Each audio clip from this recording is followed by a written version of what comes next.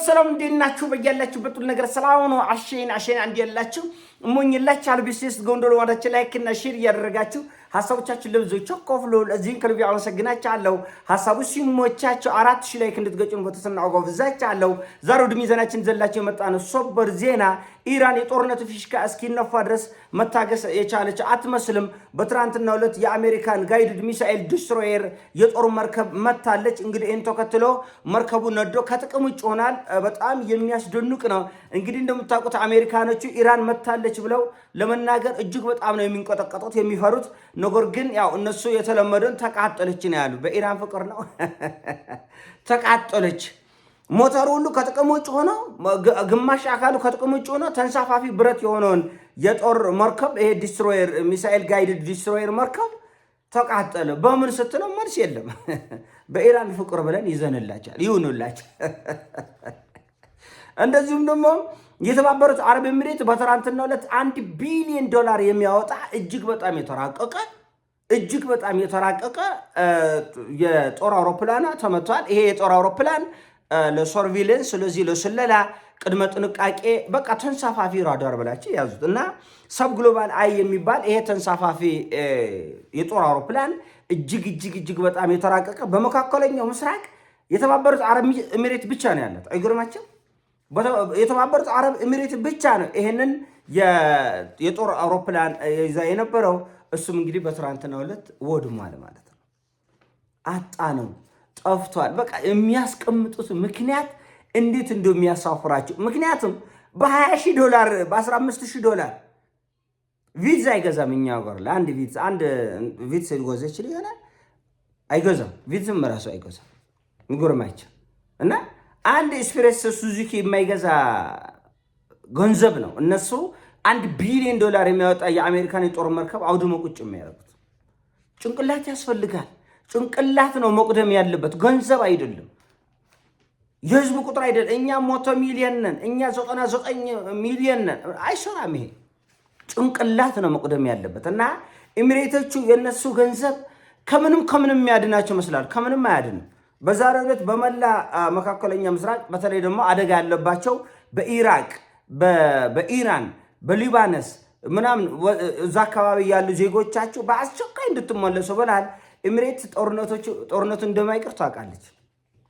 ኤሚሬት አሁን የጦርነት መረጃው አላት። እያንዳንዱ እንቅስቃሴ እኔ ጦርነት አልፈልግም ሰላም ነው የምፈልግ አይሰራም። ዋጋ የመጀመሪያ ዋጋ ትከፍላላችሁ። የመካከለኛ ምስራቅ አገሮችም ዜጎችም የእናንተን ዶለዝነት በደንብ አጥንተዋል። አሜሪካኖች ዶለዝ ናቸው። ማሰብ አይችሉም። ጭንቅላታቸው ከጥቅም ውጭ ነው።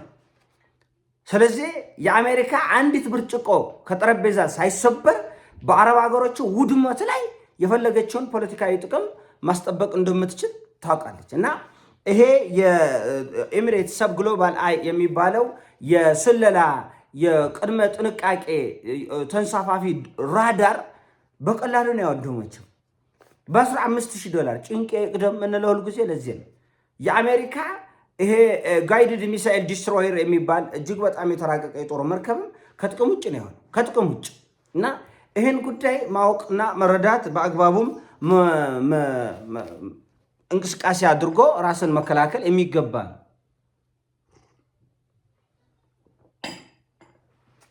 እንደምታውቁ በትራንትናው ዕለት ተስፋ የማይቆርጠው ትራምፕ ተስፋ አይቆርጥም መቼም። ትናንትናም የአውሮፓን ህዝብ እባካቸው ባህር ላይ ኮሪሌሽን እንፍጠር፣ ለዚህ ለትብብር ኢራን እናጥፋ ተባብረን። አሁንም የድረስልኝ ጥሪ እያሰማ ነው ትራምፕ።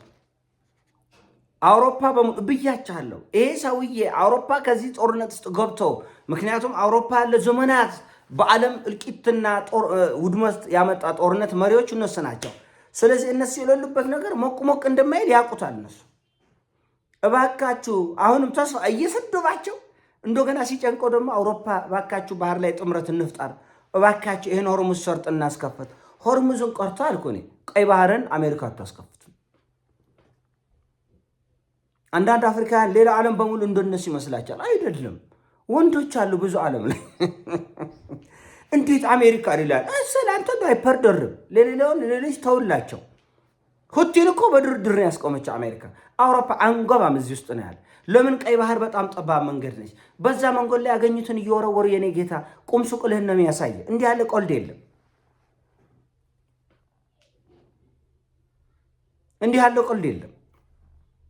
እና አውሮፓኖቹ እንዳልኳችሁ አሜሪካ አገርነታም ገና 300 ዓመት ያልሞላት አገር ብዙም ይረዳል ብለህ ልትገምት ግዴታም የለባቸው። እውነቱን ልብነጋገር ግን አውሮፓ ለሺህ ዘመናት ሲዋጋ የኖረ ህዝብ ለሺህ ዘመን እርስ በርሱ ሲለባለም ሲጨፋጨፍ አገሩ ሲያወድም የሌላውን ሲያወድም ነው የኖረ።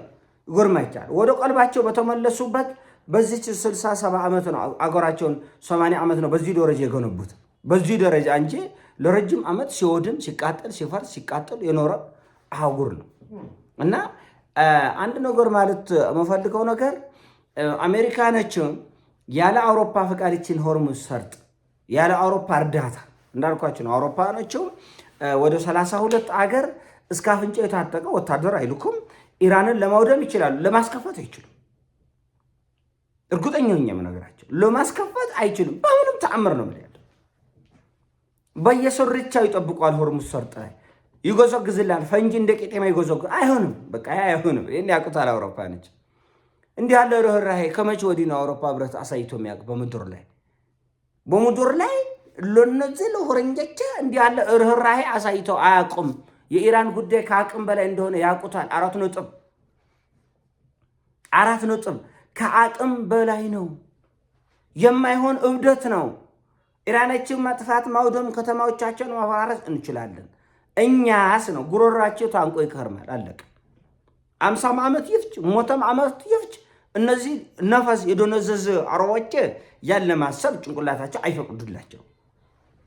አይፈቅዱላቸው።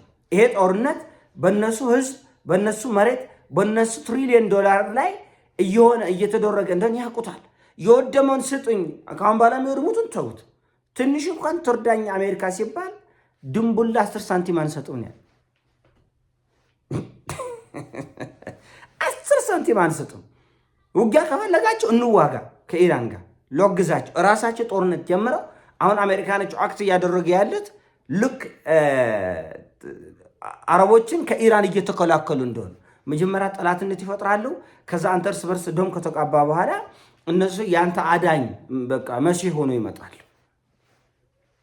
ዛሬ ሚያዝያ 23 ቀን የአሜሪካው ፕሬዚዳንት ዶናልድ ጄ ትራምፕ በኢራን ላይ የጀመረውን ጦርነት በ60 ቀን የማጠናቀቅ ግዴታ አለበት።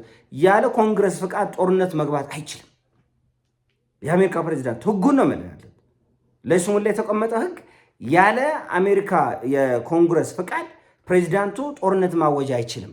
ካወጀ በ60 ቀናት ውስጥ ማጠናቀቅ አለበት። ከዛ በኋላ ፍቃድ ያስፈልጓል። ይሄ ግን ለአሜሪካ አይሰራም። በውስጥ ጉዳያቸው ሲሆን እያንዳንዷን ጥቃቅን ህግ ያከብራሉ። በውጭ ጉዳይ ሲሆን ግን ሌላው አጎብዳጅና አገር ላይ ስለሆነ ህግ አያስፈልግም።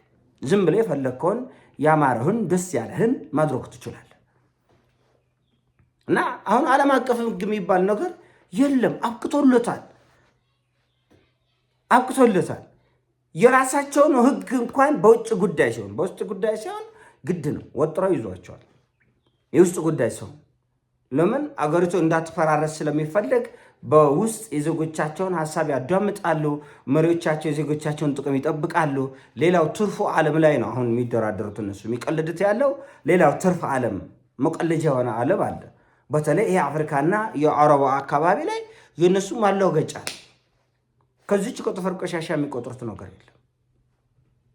ከጥፍር ቆሻሻ የሚቆጥሩት አጀንዳ የላቸውም። እና እንደ እውነቱ ከሆነ ይሄ በጣም አደገኛ አካሄድ ነው። በጣም አደገኛ ዋጋ የሚያስከፍል መላ ዓለምን ዋጋ የሚያስከፍል ከፍተኛ ቀውስ ሊፈጥር የሚችል ጉዳይ ነው። ነገር ግን በግራም ነፈሰ በቀኝም ነፈሰ ይሄ አካሄድ አቅጣጫውን እየሳተ ነው። ሙጀተብ ሐመኒም በትናንትናው ዕለት የኢራኑ ጠቅላይ መሪ ሙጀተብ ሐመኒ እንዳለት ከሆነ የማያዳግም ምላሽ ነው የምንሰጣቸው። አሜሪካ በቀላሉ አትወጣም። ቀጥሎ ጦርነት ካስነሳች አሜሪካ በፍጹም በቀላሉ ከዚህ እሳት ከዚህ እልቂት በቀላሉ እንዳትወጣ አድርገን አከርካሪ እንሶብራለን ብሏል።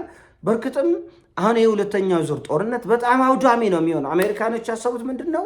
ከትከት አድርገን ትንሽ አከርካሪያቸውን ሰባብረን ኢኮኖሚያቸው ሲደቅ መጥተው ይለምኑናል። ይሄ ደግሞ አይሰራም። በእርግጥ የኢራን ኢኮኖሚ እጅግ በጣም በአደገኛ ሁኔታ እየተፈተነ ነው ያለው። እጅግ በጣም በአደገኛ ሁኔታ የኢራን ኢኮኖሚ ተፈትኖ ሌላው ቅቅል እየበላ ሌላው ውስኪ እየጠጣ የሚኖርበት እድል ግን አብቅቷል።